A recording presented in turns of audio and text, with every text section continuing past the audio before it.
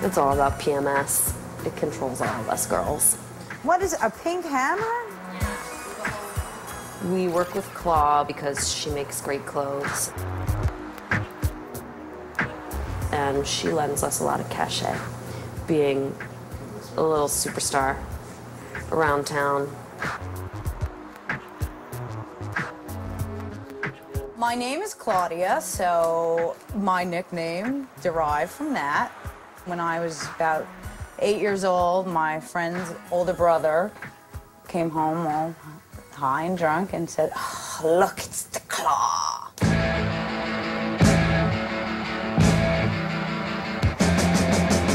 At a time in New York City history where a lot of shit's already been done, trains aren't here anymore, I think people need to do things to stay fresh and interesting, and I thought, like, an icon that represents what her name was, that was pretty exciting. The fact that it's an icon, it creates a mass appeal in a way that even the most legible throw-ups and graph hits don't have. And it's a powerful symbol, and it's very direct. I'm making my stamp, and I want to see it everywhere.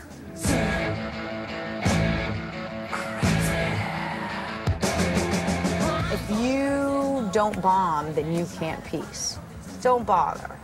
If you can't support your name, then you have no business writing graffiti, because graffiti is not just the pretty part. Piecing is kind of the glossy exterior. It's like, look, we're artists, but to get to that level, you had to spend a couple years on the street creating a name and a rep for yourself.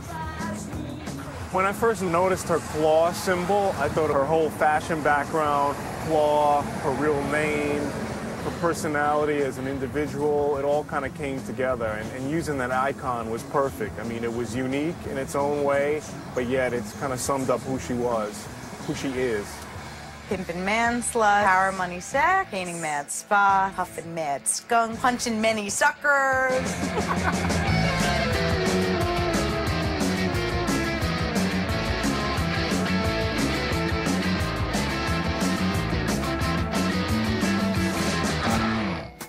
This was in high school. Claudia was basically a good child, but she did certain things that she shouldn't have done in her youth as she got older, especially when she became a teenager. She could have her moments. She could turn on a dime, if you know what I mean. Very rebellious, very rebellious. My other daughter is a physician. I don't think she's made the smartest choices, and I really do think she needs to wise up. If she were to be arrested again, it would be her third violation, and who knows what'll happen at that point. I think that I am a little bit more grounded because, I'm sorry, Bernard, you've got to stop that. She's not somebody who should be in jail. She's getting a little old for that. Claudia, in her art right now, at this moment of her work, she has not let me in on exactly what it is she does. Maybe she's afraid to tell me because she thinks I'll worry even more. It wasn't something that I cared to elaborate on or, you know, even wanted to bother trying. My mom kind of sees things her way. And no, it has nothing to do with that, please. I have not learned to appreciate graffiti art. I don't think my mom really likes graffiti art. I remember her distinct reactions were, why can't you paint a tree or a flower? Why do you always have to write your name? It's so immature. She produced graffiti. She did graffiti. I really kind of never really talked to her about it. She couldn't understand, or I don't know, maybe I just never gave her the chance to. I think she doesn't tell me where she's going, because if I knew, I might drive over there and pull her by the hair back into the car. So that might be one of the reasons why she doesn't mention it to me.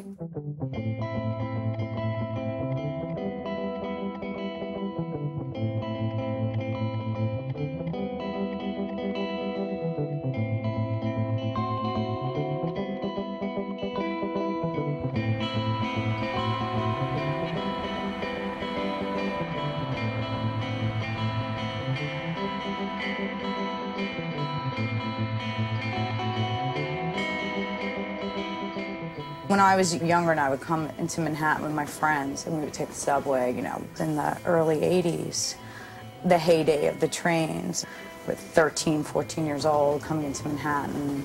You would get on these cars and you would be just so impressed. It was unbelievable to like travel in this like shuttle of art.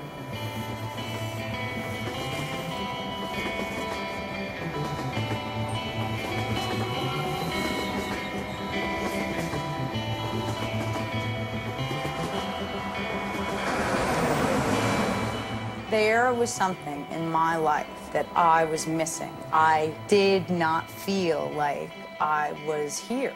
And I really wanted to prove to myself, like, oh, look, I am here. There's my name.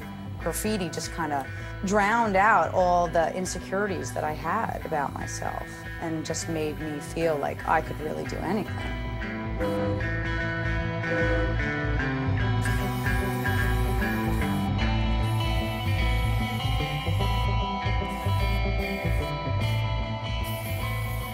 You're walking, there's no one around. It's just this like private little world. It's a wild feeling of really being connected to your surroundings. And you can just take a little piece and it's yours.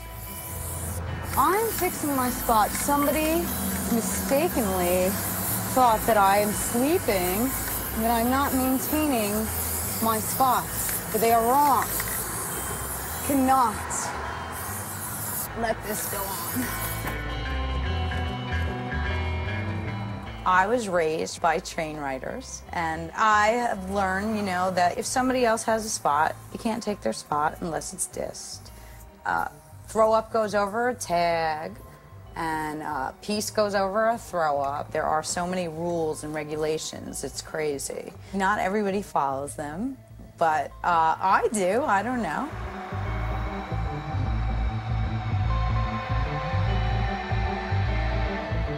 My boys from MBS. This will take 4 seconds to get rid of this.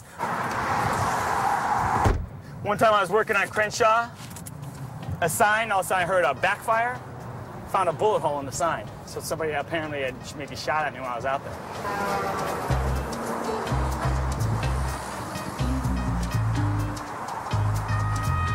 I'm gonna leave it like that for right now, just because you can't read who it is. Plus I want to see if they're gonna come back and redo it. Joe Conley, the graffiti gorilla. In the 9 years that thing's been up, no one's ever tagged it. You might as well just get out of the graffiti movement, you start doing that. I would go out night and day and paint down every piece of graffiti you have.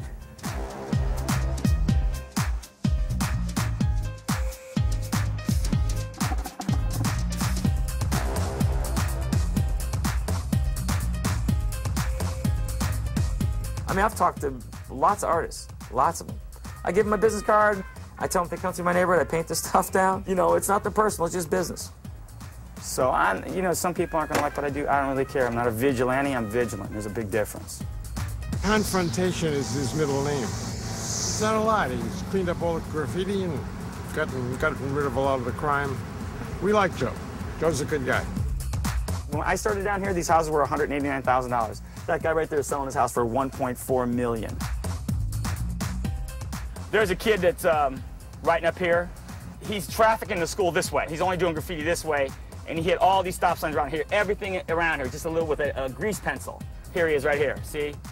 So see, now he's got some skills, because see, now it's darker. See, his old stuff was faded. So see, I would take a picture of this because I'm gonna go to school and ask all the kids who BLT is. And I know it ain't bacon, lettuce, and tomato. So, and then they'll tell me who it is, and then I'll go to his parents' house and have a little chat with him. And then that'll be it for him in my neighborhood. You get a kid and you bust him in his school for graffiti and you think you got him in trouble.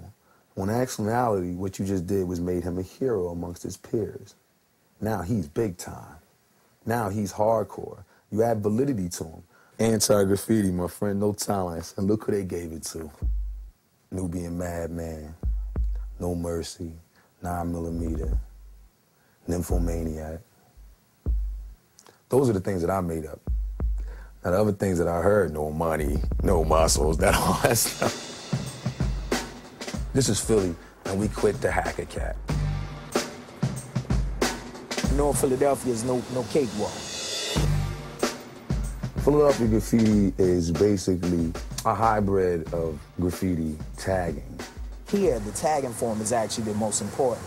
When I say hand styles, that's what we call tagging. And I believe that's just the script style that everybody does. When you come to Philly, you realize that you can evolve that even more. We have maybe 8 or 9 different varieties of tagging styles that everybody basically has to learn. I've never seen anywhere else